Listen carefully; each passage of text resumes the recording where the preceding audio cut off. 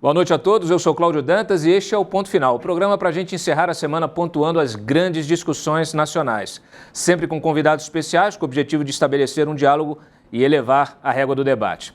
Na edição de hoje vamos falar sobre a disputa pelo orçamento, o fim do toma lá da cá entre Executivo e Legislativo e as prioridades para os gastos de impostos para o próximo ano.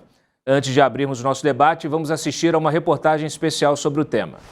Ocupado em trabalhar todos os dias para colocar comida na mesa, prover estudo e saúde com o mínimo de qualidade e, quem sabe, algum lazer, você dificilmente consegue acompanhar a política para além do debate superficial entre direita e esquerda, bolsonaristas versus petistas e outros embates viralizantes do TikTok. Imagine agora fiscalizar a aplicação de quase 2 trilhões arrecadados pelo Estado em impostos, tributos e taxas de todo tipo. Você pode não saber, não ter tempo para acompanhar, mas certamente sente no seu dia a dia que esse mesmo Estado não te entrega o básico. Pois saiba que o Brasil é o país com a pior relação entre carga tributária e retorno de serviços públicos de qualidade de vida para seus cidadãos. Segundo o Índice de Retorno de Bem-Estar à Sociedade, formulado pelo Instituto Brasileiro de Planejamento Tributário, os impostos pagos e o IDH do Brasil mostram que a nossa situação é bem ruim. Até a Argentina oferece melhores condições a seus cidadãos, apesar da crise econômica que mergulha o país no caos. A verdade é que o brasileiro não pode nem mesmo ser considerado um cidadão de fato, pois lhe é negada a cidadania derivada do trabalho. Melhor chamá-lo apenas de eleitor e pagador de impostos. Alguém que trabalha em média 149 dias do ano apenas para bancar privilégios de uma casta encastelada numa máquina estatal cada vez mais inchada. Consegui chamar sua atenção? Espero que sim, pois neste momento o Congresso elabora a peça legislativa mais importante da República, o orçamento. Nele estão registradas todas as despesas e investimentos previstos para o próximo ano, uma espécie de mapa da mina com o destino dos impostos que você pagou este ano. As emendas parlamentares, que devem consumir 40 bilhões, seguem pela primeira vez um calendário obrigatório de pagamento. Ao assegurar o direito do Legislativo sobre a execução orçamentária, Danilo Forte, o relator do orçamento, diz que esse modelo acaba com o poder de barganha do Planalto e o velho toma lá da cá. O cronograma vem exatamente em cima de uma linha de priorização, no primeiro momento saúde, no segundo momento o atendimento das prioridades dos parlamentares, dentro de um cronograma que vai ser ao longo do ano executado. Isso é bom por um lado, porque garante previsibilidade, como eu já falei, e é bom por outro lado também porque acomoda e diminui a pressão política que muitas vezes é condenada pelo toma lá da cá.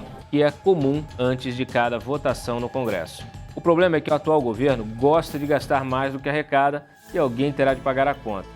Com despesas fixas cada vez maiores, sobra pouco dinheiro para investir e a disputa por cada bilhão do orçamento fica ainda mais acirrada.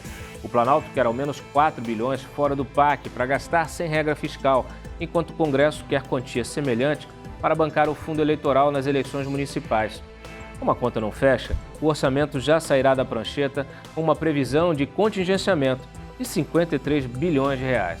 Valor que só será disponibilizado para o governo gastar se houver receitas extraordinárias. Por isso, o ministro da Economia, Fernando Haddad, aposta suas fichas na aprovação pelo Congresso de projetos de teor arrecadatório, como o PL das apostas online, o PL das offshores e a MP da subvenção. Nós temos aí até o recesso para votar tudo, não tem?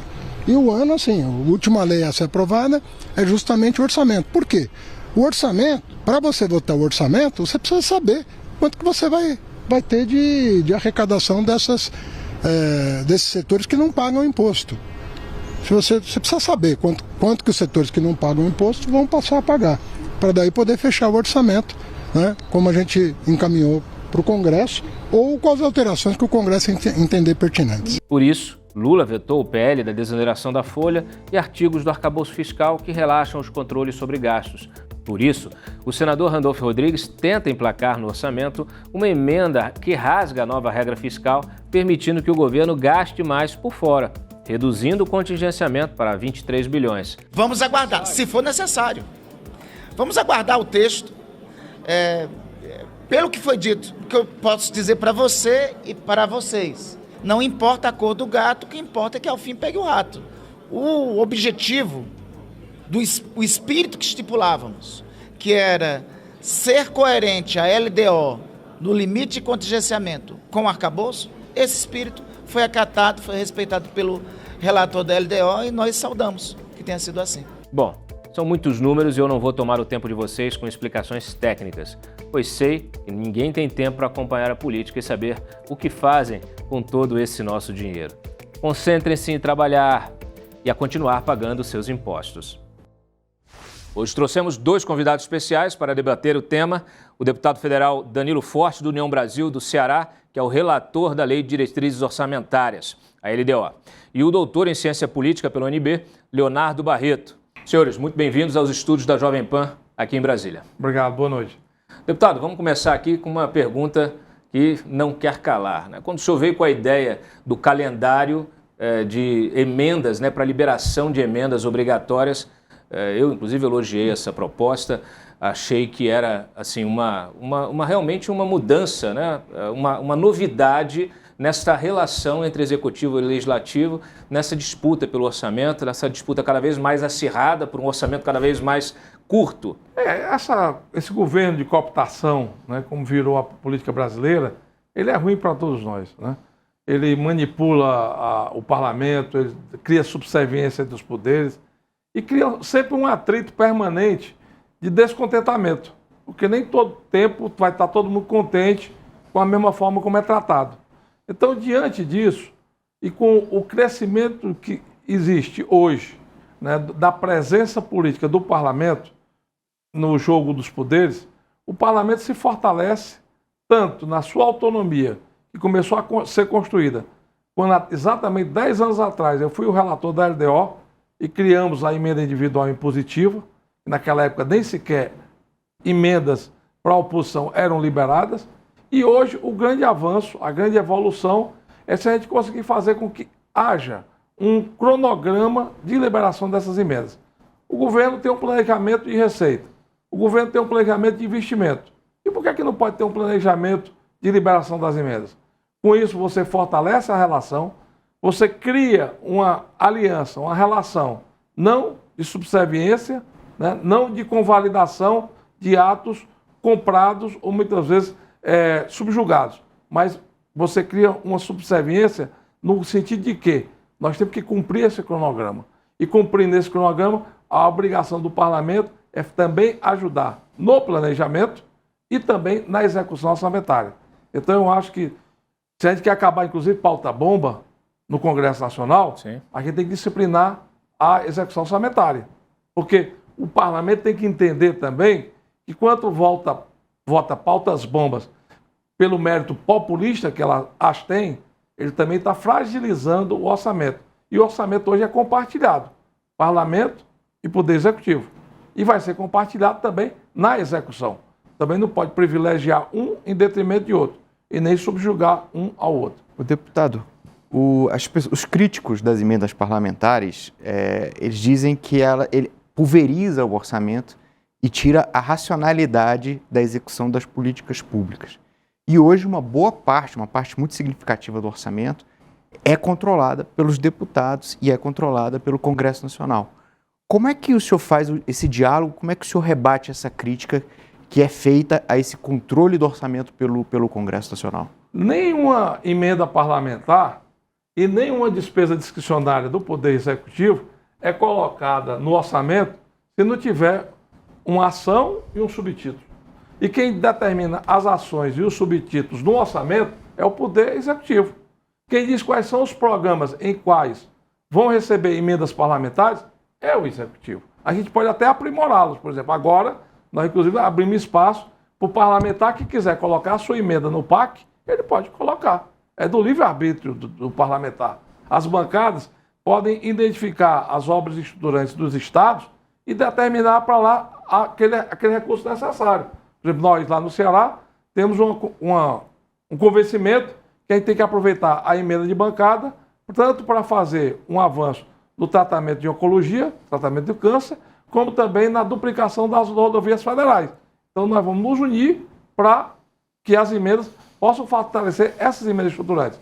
E por outro lado também, é claro, nós temos uma convicção muito clara que o parlamento tem a autonomia do seu investimento. Então política pública é determinada no Executivo. a aplicação das emendas é construída no parlamento. Deputado, você não acha que isso acaba criando dois orçamentos, um orçamento do Legislativo e um orçamento do Executivo? Eu concordo com o Leonardo, porque ele traz ali um pouco da história dessa evolução, né? Cada vez o Legislativo tendo um poder maior sobre o orçamento, mas isso se afasta também do próprio princípio constitucional, de que o Legislativo elabora o orçamento e quem executa é o Executivo. Eu acho que cada vez mais as responsabilidades vão se dividindo. Isso fortalece a República, né? Isso fortalece a governabilidade. Ruim é a cooptação, ruim é o tomar lá da cá. Ruim é você ter que comprar votações no Congresso Nacional que muitas vezes, inclusive, fazem de forma equivocada. Então, o livre debate das propostas, né, a liberdade que o parlamento precisa ter, passa necessariamente por um entendimento das duas casas. E esse entendimento vem da peça orçamentária também, porque as iniciativas, inclusive, com relação à despesa, são do Executivo. O que o parlamento faz é exatamente a orientação da distribuição dos recursos. E dentro dessa disciplina que nós vamos ter da função arrecadatória com os investimentos, você disciplinando isso, por exemplo, o grande problema do Brasil hoje qual é? Saúde pública. Isso é unânime. Então nós vamos ter um cronograma, os parlamentares são obrigados a colocar 50% das suas emendas na saúde pública, e na saúde pública nós vamos ter uma priorização. Porque, inclusive, esse momento difícil que a grande maioria dos municípios brasileiros estão vivendo, é por quê? Porque são obrigados a ter o médico todo dia, o remédio todo dia, o hospital funcionando toda hora, e esgotaram com os recursos próprios. E aí tiveram que vir mendigar aqui em Brasília. E Brasília retardou muito a execução orçamentária esse ano, principalmente da área da saúde. Nós estamos em novembro, final do ano praticamente, e ainda tem muitos parlamentares que não conseguiram liberar as suas emendas, que é o que dá o capital, né, para que pague o custeio dessas ações nos municípios brasileiros. No disciplinamento que nós vamos fazer, com certeza, a prioridade de saúde vai estar ali primeiramente atendida. E no segundo plano, por exemplo, nos Estados Unidos, quem oferta a prioridade das suas emendas parlamentares são os próprios parlamentares. Os deputados de lá têm 20 milhões de dólares. Ele diz onde é que vai aplicar, quem vai ser priorizado na aplicação das emendas dele. E à medida que a receita vai entrando nos cofres do governo federal, o orçamento vai ser executado. Então o orçamento é uno, é uma peça só. Agora o diálogo entre as casas precisa ser permanente. Se o Executivo não cumprir com o calendário obrigatório, o que acontece? Aí tem punição, né? Punição no que diz respeito.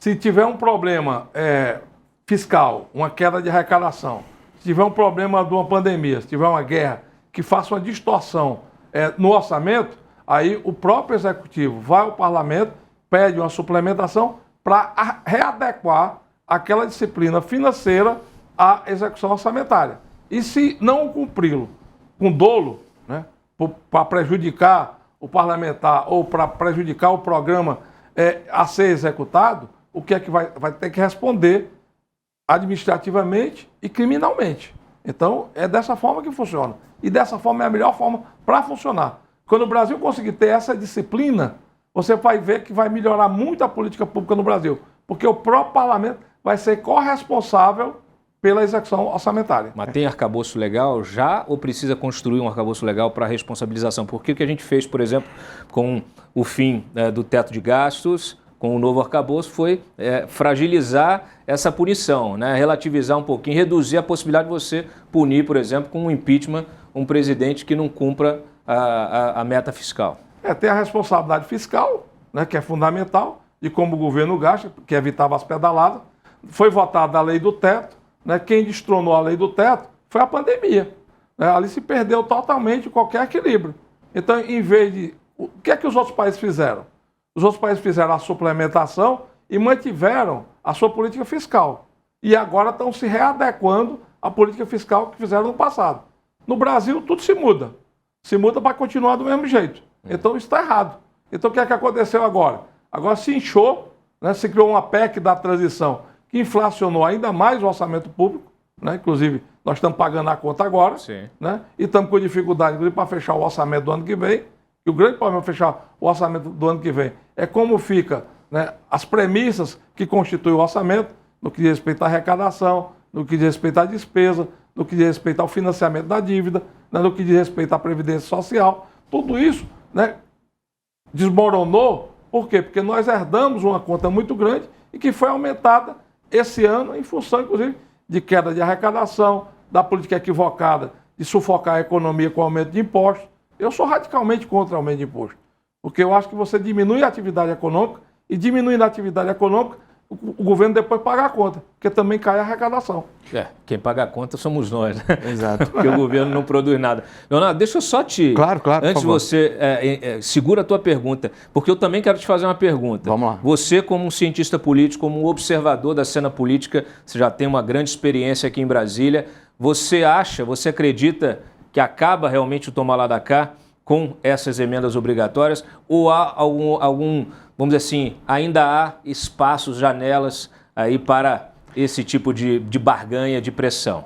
O que sobrou para o toma lá da cá é exatamente o timing da execução das emendas, né? Isso o governo ainda controla, né? O tempo de liberação. Uhum. Agora, o que a gente tem que entender é o seguinte: como é que a gente sai de um padrão de modelo de competição entre os poderes pelo orçamento, que eu acho que hoje é a grande narrativa, né? Sim.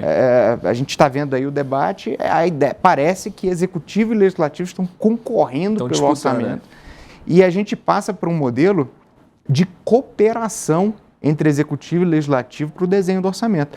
E aí eu vou até emendar, então, numa pergunta que é, assim, o que o senhor acha que precisa ser feito, né, para que a gente possa chegar a um modelo de cooperação entre os poderes, ou se o caminho é outro, é o legislativo se apropriar completamente do orçamento e fazer uma discussão da destinação dele dentro das comissões, enfim, num processo talvez coletivo junto com os ministérios. Para onde que a gente vai caminhar nesse processo? O parlamentarismo? Esse é meu sonho. Esse é meu sonho. Eu acho que o parlamento ele tem mais capacidade de compreensão das demandas da população e tem também mais discernimento na oferta, da priorização dos investimentos e diminui o populismo personalístico que nós vivemos no Brasil e no mundo ocidental. Né? A gente tem que sair dessa figura do super-homem, o super-herói, o cara que vai chegar para resolver tudo sozinho e não resolve. Porque a política é a arte de conciliar, é a arte de construir consenso. E o Brasil precisa, nesse momento, construir um consenso. É por isso, inclusive, que eu fiquei feliz com a ideia da frente ampla que foi tão falada no início do governo, mas que não consegue ser executada. Porque se a gente harmonizasse os entendimentos, com certeza nós não teríamos cometidos alguns erros, né, da elevação abrupta dos impostos sobre os combustíveis, como está acontecendo, inclusive agora com o aumento do ICMS pelos estados, na ilusão que com isso vão receber mais quando a reforma tributária estiver em vigência, né, na questão do Bolsa Anfávia, né, que foi jogar dinheiro fora para desovar os estoques das montadoras, que para a população brasileira não teve nenhuma necessidade. Para o nosso, deixa eu só abrir um parênteses aqui, para o nosso espectador, o nosso ouvinte, o nosso assinante, o deputado está falando, Bolsa Anfávia é a bolsa, Bolsa das montadoras, da venda dos carros. Exato, é o tal do programa do carro popular, né? Que na verdade não tinha nada de popular, carro acima de 100, 120 mil reais, 140 mil reais, está bem longe de ser popular. E o povo não está podendo comprar carro, o povo está com o salário achatado, né? O brasileiro está ganhando muito pouco. Carro que tem 40% de imposto, né? E aumentando mais ainda. Quanto mais impositivo for o orçamento, melhor para a sociedade acompanhá-lo, né? Pastorá-lo, no bom sentido, né? Ver quais são as despesas que estão sendo pagas e quais são as que não estão sendo pagas, e melhor para o planejamento do governo, porque ele tem a obrigação de executar aquele orçamento. Então, eu acho que a gente está evoluindo, né? Eu não vejo uma disputa de fragilidades quando se debate o orçamento entre o Executivo e o Parlamento. Eu acho que é um aprimoramento, né? O Brasil é um país ainda jovem em relação ao mundo ocidental e mais ainda em relação ao mundo oriental. Então o Brasil precisa ter uma unidade em busca de um desenvolvimento consistente e ao mesmo tempo plural, né? Não adianta também o Brasil ter só as commodities que há 500 anos sustentam o país, né, como prioridade. O país precisa buscar uma indústria manufatureira, o país precisa avançar nas energias renováveis, o país pode abrir um espaço grande agora na perspectiva do hidrogênio verde e da economia verde. Agora, para isso, a gente precisa ter bases mais sólidas. E as bases mais sólidas são construídas na política. Então, essa relação do parlamento com o executivo, nesse momento, é muito importante. Agora, deputado, a gente muitas vezes tem essa impressão de que o regime presidencialista não funciona, vamos para o parlamentarismo. Já fizemos isso, inclusive tentativa disso no passado. E aí, quando a gente olha, muitas vezes, outros países que têm regime parlamentarista, que têm problemas graves também, né? A minha questão é, a gente tem um Congresso que até pouco tempo estava escamoteando a execução orçamentária através de rubrica que ganhou o apelido aí de emenda secreta. Esse Congresso é o mesmo Congresso? É um Congresso, ele está pronto, ele tem maturidade para assumir essa responsabilidade e dar essa prestação de contas tão necessária à sociedade? O senhor fala, a sociedade tem mais facilidade de acompanhar o orçamento quando ele vamos dizer assim, quando ele está na mão do Congresso. Mas se o Congresso escamoteia, fica difícil fazer qualquer tipo de fiscalização, né? Mas no parlamentarismo a correção das crises é muito mais rápida também. A gente viu agora em Portugal, né, o que aconteceu lá com o primeiro-ministro, né, se embaralhou lá com o problema de denúncias, cai o primeiro-ministro e já convoca eleições gerais também para o parlamento. E aí as forças que ganham no parlamento se acomodam e fazem um projeto de governo. Né? Então, tem de tudo. Na Espanha o bicho está pegando também. Então, mas quando pega, resolve mais rápido. E por outro lado também, o que é importante disso tudo? É compreender que a transparência ela é conquistada à medida que as coisas vão evoluindo. Por exemplo, agora mesmo eu quis criar a emenda de bancada partidária. Ela era muito mais transparente, porque você tinha lá, né, o deputado que estava indicando na bancada, tinha o líder assinando o encaminhamento da emenda, né, tinha o destino que a emenda teria e tal, e tal, e tal. Eu não fui compreendido. Eu não fui compreendido, inclusive, pelos próprios líderes, que alguns deles até me estimularam no debate e depois ficaram ali receosos de como é que eu conduzi isso. Mas eu não tenho dúvida que esse debate vai voltar em 2025, o orçamento de 2025. Qual era o objetivo dessa emenda partidária? E qual foi o problema que deu, que os líderes não compreenderam? Eu acho que foi problema de comunicação e talvez o curto prazo do debate. Agora, por exemplo, quando a gente começou a discutir a emenda individual impositiva, nós começamos a discutir 2 anos antes. Né? Em 2011, quando eu cheguei em Brasília, a gente já começou a discutir isso. Porque é que só os deputados da base do governo tinham direito a liberar suas emendas e os deputados da oposição não liberavam nada. É bom abrir um parênteses aqui pela trajetória, né? Como que isso acontecia, né? Muitas vezes o deputado tinha que fazer um esforço enorme, sentar lá no hall, na antessala do ministério, né? Pedir pelo amor de Deus para liberar um recurso. E o governo usava isso, falou assim, eu até libero, mas você, aí que começou essa barganha, né? Mas você está na oposição, então vem para a base do governo que você vai ter todo o dinheiro que você quiser, não é isso? Só para a gente lembrar de uma coisa, né? Nessa época, o site da Câmara dos Deputados tinha assim, o histórico de troca de partidos dos últimos 10 dias. Olha isso. Como que era esse processo de troca e de toma lá da cá, que existia até pouco tempo. Evoluímos. E evoluímos. Então, quer dizer, isso já é um ganho de qualidade no debate. E acho que, por exemplo, no caso específico, né, a gente poderia avançar ainda mais, porque, inclusive, esse modelo das emendas de bancada partidária é um modelo que é exercido na Alemanha, que é um parlamentarismo clássico. Né? Então, quer dizer, eu acho, e você, inclusive, consolida as bancadas, e as bancadas vão defender cada vez mais as suas bandeiras. O que acontece ainda hoje?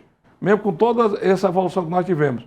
Muitas vezes, pela conveniência de estar do lado do governo, você vota matérias, como é o caso, inclusive, do Bolsa Anfávia, aí, o Bolsa das Montadoras, que vão prejudicar o próprio parlamento, o próprio orçamento e o próprio país. Por quê? Porque o governo quer. Então, esse debate fica atrofiado para atender exatamente uma vaidade ou uma colocação equivocada com relação à política econômica. Então, eu acho que a gente solta o debate e faz as coalizões em cima de programas. Todas as matérias que o ministro Haddad mandou para o parlamento para melhorar a economia foram aprovadas. Até eu, que sou contra aumento de imposto, naquilo que era evasão fiscal, eu votei a favor. Né? Tributar os fundos exclusivos, que eram isentos, né? Tributar as offshores, tributar os jogos eletrônicos, aí desde 2019 que eu venho falando disso, porque é uma atividade econômica hoje grande no Brasil. Sim. E que não paga imposto nenhum, né? Então precisa pagar imposto. Então, quer dizer, diante disso, a gente vai. Agora, naquilo que é problema que você vai entender que não tem um diálogo direto com o que as bancadas pensam, né? E com o que a maioria do parlamento pensa, o que é que acontece? É difícil de se viabilizar. Está aí essa emenda a 1185. Né? Não tem uma compreensão clara com relação a isso. Agora, né? Deputado, uma coisa muito curiosa esse ano, a gente se acostumou de novo a essa questão da ruptura com o passado, né? Sim. A ver o Congresso querendo colocar o pé no acelerador do gasto e o Executivo puxando o freio. E no início desse ano ficou muito claro, por orientação desse governo, que o governo ia colocar o pé no acelerador, como de fato está colocando. Né? Tá aí o déficit. E o fez com a ajuda do Congresso ainda na transição com a PEC da gastança. Exato. É o mesmo Congresso. Aí a pergunta que eu faço é, o senhor como ali relator da LDO, o governo querendo colocar o pé no acelerador, vai ser o Congresso que vai puxar o freio de mão? Porque isso vai ser uma grande novidade na história do Brasil. Eu acho que tem duas coisas aí que precisa ficar mais claro. Primeiro, o Congresso passado, que votou a transição, não é esse. Sim. Mudou no dia 1º de janeiro, mas é muito parecido. Segundo, o que vai frear a gastança são duas questões. Uma, primeiro, a falta do combustível para gastar, a falta do dinheiro. Nós já estamos vivendo isso. Né? Já tem muitos programas do governo sendo retardados. O Minha Casa Minha Vida foi lançado em maio. Até hoje não saiu nenhuma casa. Foi anunciado agora essa semana. E com certeza só vai ter execução no ano que vem. Então, na expectativa que o orçamento melhore para o ano que vem para poder executar. Então, quer dizer, a falta do dinheiro também diminui os investimentos, principalmente os investimentos públicos. E se a atividade econômica não voltar, que essa é a base do meu debate, nós temos que soltar as amarras do setor privado. E o que o setor privado quer hoje do Brasil é credibilidade. Sim. E a credibilidade se dá em cima do quê? Do controle orçamentário, do controle fiscal. Então nós não podemos ter um ministro da Fazenda querendo controlar o gasto e o presidente da República dizendo que quer gastar. Porque a primeira coisa que vai embora aí é a tal da credibilidade. E os investimentos vão junto. E isso faz com que os empresários puxem o freio de mão. Sim. É isso que está acontecendo no Brasil de hoje. Então, a atividade econômica diminuiu muito de tamanho. E o poder de compra da população, que diminui junto. Por quê? Porque os salários estão muito defasados em relação ao crescimento da inflação da pandemia para cá. Então, eu acho que a gente precisa ter agora uma preocupação, primeiro, na recuperação da credibilidade. E foi por isso que se votou o arcabouço fiscal. O arcabouço fiscal foi para construir essa credibilidade. E essa discussão da meta fiscal hoje é exatamente em cima disso. A gente quer rasgar a credibilidade já no primeiro ano ou nós vamos garantir essa credibilidade para que com isso se normalize a economia, se volte a um padrão mais civilizado, se estimule os empreendedores, os investidores a retomar os seus investimentos, porque o Brasil é um país de um potencial de crescimento muito grande, mesmo com todas as dificuldades que tem aí, ainda é um país que tem muita coisa para fazer, mas isso só vai ser feito pela iniciativa privada se tiver confiança no governo. Bom, chegamos ao fim da nossa conversa hoje com a presença do deputado federal Danilo Forte, do União Brasil do Ceará, e do cientista político Leonardo Barreto. Senhores, muito obrigado mais uma vez aqui pela presença. Gostaram? A Jovem Pan News mantém com o nosso assinante o compromisso de trazer outros grandes temas para o debate e importantes nomes do poder em Brasília. Eu sou Cláudio Dantas e eu espero você no próximo sábado, sempre às 23h30, para colocar mais um ponto final.